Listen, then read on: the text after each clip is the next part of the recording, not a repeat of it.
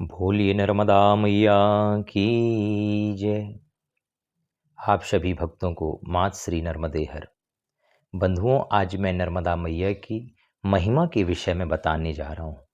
नर्मदा मैया कितनी कृपालु हैं, कितनी दयालु हैं, ये मैं अपने मुखारविंद से वर्णन नहीं कर सकता। मैंने भी संतों के मुखारविंद से नर्मदा मैया की बहुत महिमा सुनी है, लेकिन अनुभव में तब आता है जब हम मैया से जुड़ते हैं, मैया के पास हम जाते हैं। मैं पिछली वर्ष मैया की कृपा से मुझे नर्मदा परिक्रमा करने का सुअवसर प्राप्त हुआ। तो व्यक्ति जब नर्मदा परिक्रमा करता है तो हजारों लाखों भक्तों से मिलना होता है और सारे लाखों भक्तों से अपने अपने अनुभव शेयर करते हैं। रात्रि जहाँ विश्राम होती है तो सभी लोग मैया के विषय में कथा करते हैं, किसी से अपना अपना अनुभव पूछते हैं, कैसा आपका अनुभव है, क्या चमत्कार हो रहा है, माँ कैसे दर्शन दे रही हैं। तो मैं आपको एक सच्ची घटना बताने जा रहा हूँ। नेमावर पड़ता है नर्मदा मैया के, जब परिक्रमा करेंगे तो नेमावर पड़ता है और नेमावर जो स्थान है वो मैया का नाभि स्थल है। और जो भक्त परिक्रमा कर चुके हैं उन्हें सब पता है कि नेमावर में जहाँ हम लोग रुकते हैं राजौर गांव पड़ता है। तो राजौर गांव में आप लोग भी रुके होंगे ठाकुर साहब के घर। तो ठाकुर साहब जो हैं वो नर्मदा मैया के परम भक्त हैं और उनके घर में निरंतर नर्मदा परिक्रमा वासियों की सेवा होती है, रोका जाता है। बड़े दयालु हैं, बड़ी अच्छी सच्ची निष्ठा से वो नर्मदा भक्तों की सेवा करते हैं। मैं भी वहाँ गया था तो सभी लोग अपना अपना अनुभव शेयर कर रहे थे। वो जो ठाकुर साहब हैं उनकी उम्र 85 वर्ष की थी पिछली वर्ष, और उन्होंने अपना अनुभव शेयर किया। उनके साथ राजौर गांव के ही 4-5 वृद्ध 80-85 वर्ष की अवस्था के ही थे और उन्होंने अपने गांव की ही बात बताई। उन्होंने कहा कि महाराज जी, हम दूसरों की बात क्या करें, हम तो अपने प्रत्यक्ष आंखों देखी अपने गांव की ही हम आपको एक घटना बता रहे हैं। हमने कहा बताइए। और हमारे साथ और भी महाराष्ट्र के बहुत सारे परिक्रमावासी थे। सभी लोग बैठ करके बड़ी उत्सुकता के साथ बैठ गए और उनकी द्वारा बताई गई कहानी को, कथा को सुनने लगी। क्योंकि जो नर्मदा परिक्रमा करता है ना बंधुओं, उसके हृदय में मैया के प्रति अनन्य भाव और अत्यंत प्रेम होता है। जहाँ कहीं भी मैया का संवाद होता है, बड़े आनंद के साथ सारे भक्त सारे परिक्रमावासी सुनते हैं। देखो मैया का चमत्कार तो देखो, पूरे प्रतिवर्ष हजारों नहीं, लाखों नहीं, करोड़ों लोग परिक्रमा करते हैं, लेकिन क्या कोई अपनी सामग्री को लेकर चलता है? 4000 किलोमीटर की, 3600 किलोमीटर की परिक्रमा में पैदल चलना मुश्किल होता है, तो वो क्या सामान लेकर के जाएगा? केवल अपने पहनने ओढ़ने की ही वस्तु लेके जाता है।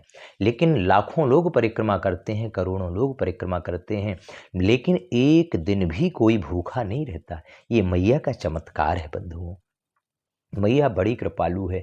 जिस प्रकार एक नन्हे से बच्चे को माँ देख रेख करती है, माँ कब उसको भूख लगी है, कब किस वस्तु की ज़रूरत है, जैसे माँ को पूरा ध्यान होता है, उसी प्रकार जिस दिन नर्मदा परिक्रमा आपने प्रारंभ किया, जिस दिन संकल्प ले लिया, उस दिन आप नर्मदा माई के पुत्र हो जाते हो और फिर चिंता आपको नहीं करनी होती बंधुओं, फिर चिंता नर्मदा मैया स्वयं हमारी करती हैं।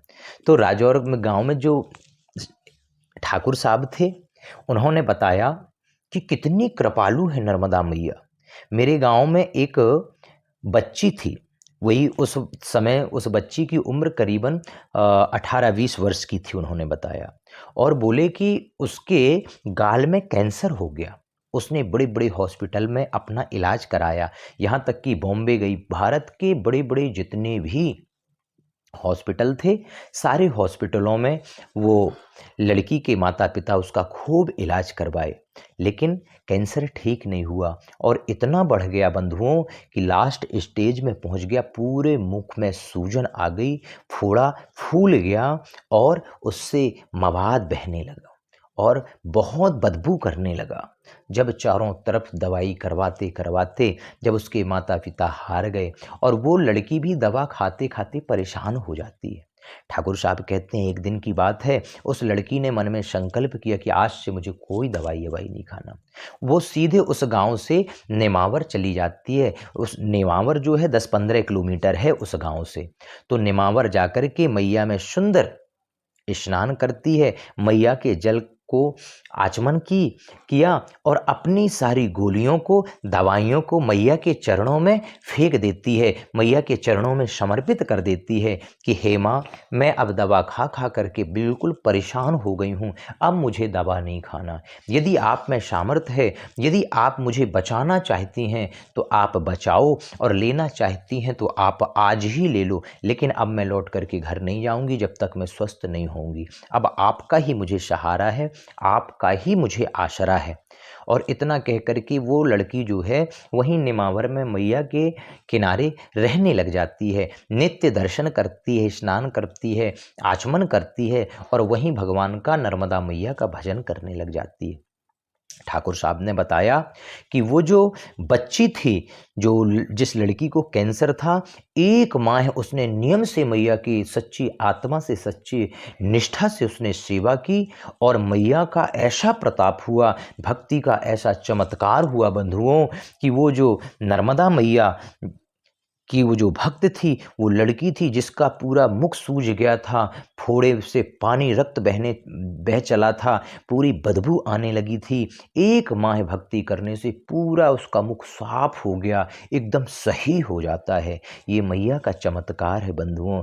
ठाकुर साहब ने कहा कि ऐसे चमत्कार तो हम हर समय देखते हैं, क्योंकि उनके यहाँ पर तो प्रतिदिन 20-50 परिक्रमावासी रुका करते हैं। इस प्रकार उन्होंने बताया, वहाँ जितने परिक्रमावासी थे सभी के रोंगटे खड़े हो गए कि मैया कितनी दयालु हैं, कितनी कृपालु हैं। एक उसी गांव के थोड़ा सा और आगे एक और गांव पड़ता था, वहाँ पर भी एक धर्मशाला थी। उन्होंने धर्मशाला एक भक्त ने बनवाया था, जिनका नाम था नर्मदा प्रसाद। बोले कि मेरे पिताजी की जितनी संतान होती थी सब खत्म हो जाती थी।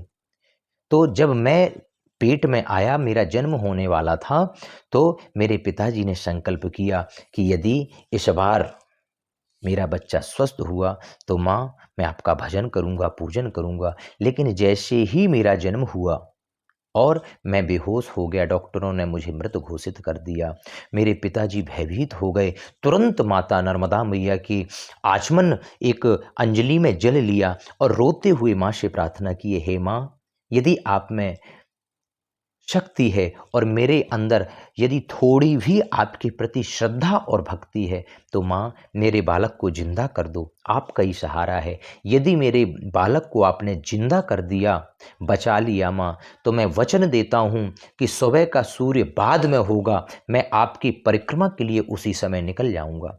बंधु, इतना संकल्प लेकर के वो जल जो है हॉस्पिटल में उस बच्चे के ऊपर जैसे ही छिड़का, थोड़ा सा मुख में डाला, उस बच्चे को होश आ गया, उसके हाथ पैर चलने लग जाते हैं, मतलब वो हिलाने लग जाता है और बच्चे को होश आ गया। डॉक्टरों ने कहा कि अब घबराइए मत, अब हम बचा लेंगे, यदि माँ ने चाहा, परमात्मा ने चाहा तो।